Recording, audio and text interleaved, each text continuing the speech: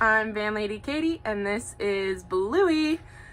I haven't recorded a video in a while, so I thought I would give you guys an update on what I've been doing.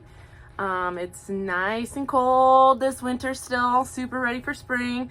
Decided to dump 12 inches of snow on us last week, so kind of, taking a few breaks with that. Not super fun to work in the freezing cold. But I have been chugging along on electrical, and all my wires are ran. I have a lot of them going through this rib up here, as well as this one. These are the main two that have wires in them. And then everything else kind of runs down and around, and all this big jumble is going to be where my monitoring station is. So I'll have little screens and switches and stuff up here. And everything just runs down through here into the power station. I have been working a lot on the power station. It's one, I have to use my brain a lot. Two, I'm kneeling, bending, and like twisting and trying to install things inside this box. So it's a little tiring and hard on my body. So I've just kind of been mixing other things in so I don't burn out. Get it? Yeah, so with that, I've put some ceiling panels in. These are just long, 12 feet long pine tongue and groove.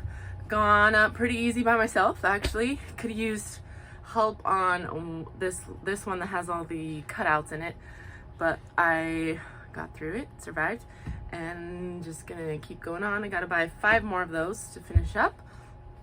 I will be cutting holes in this for my recessed LED lights, and I have those marked out where the wires are above. I'm also insulating in the ceiling with that wool, the wool batting from Havelock Wool, so it's gonna be nice and warm in here pretty soon. It's already like way warmer than outside, which is great. That's what I'm going for. I've lost some inches above. I don't have tiptoe room anymore. Clunk. So I'm flat-footed right now. 6 feet me is pretty much max height in here. I do have a couple little outlets I can tiptoe here under the fan. So if you're tall and you visit me, you can stand here or sit down, I guess. And then I have also installed this skylight. Light coming down. This opens up, you can crack it, open it fully.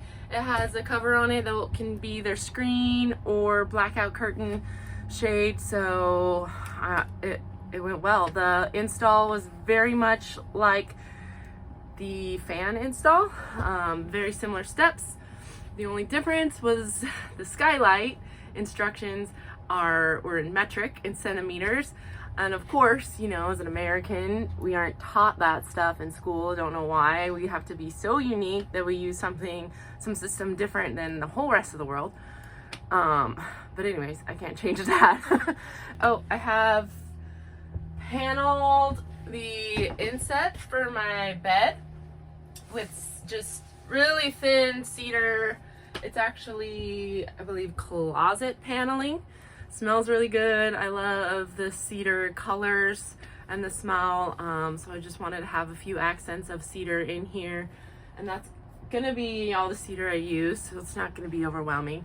But it does look like I fit just about perfectly here in bed.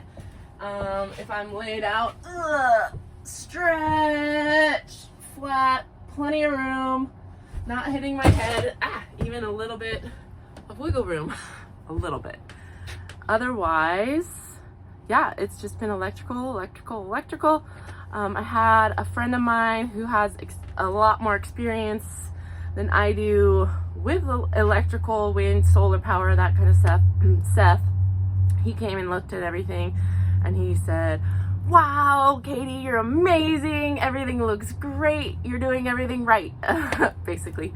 And then he helped me wire my AC breaker box. So He was pretty helpful and also encouraging. That was nice.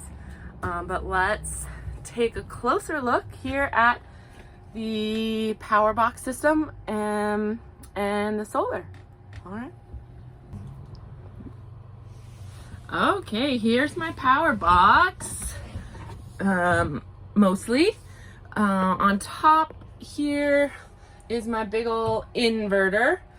That basically takes in the AC power from my power inlet over there and does its magic, turns it into usable power to charge the DC batteries and supply them with power.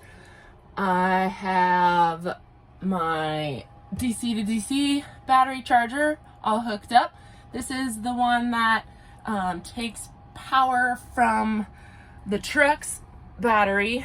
People say truck, even though it's a van because it's a truck engine. To use that and to transfer it to battery power storage in these batteries. So that will be used basically when I'm driving and using the truck battery. It will help keep more power in my batteries for lights and pump and all that stuff. I have here is the AC power breaker box. I have two 15 amp breakers for basically one of them will be my outlets number 1 through 3 in the front, and then the other one will be outlets 4 and 5 in the back. So those breakers will trip if I'm using too much power in any of the outlets. I'm hoping that I wired everything well enough that I won't be tripping my breakers all the time, but I guess we'll just see how that goes. Maybe someday I might have to increase that breaker box and add another one and kind of split things up a little bit more, but I left some extra wire kind of hanging around, so in case I do need to change it, it won't be too difficult. And then I have here, you could see my fuses for the solar charge controller and the DC to DC charger. So that's just an extra safety net. Those fuses will burn out instead of burning out my whole system. So, you know, hopefully they don't burn out that often, but it's better to be safe than sorry. Safe than sorry.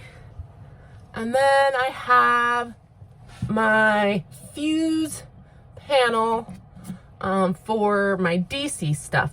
So these are my lights, my water pump, and backup fridge power, what else? USB outlets, stuff like that. That's all on DC, and that will go through here.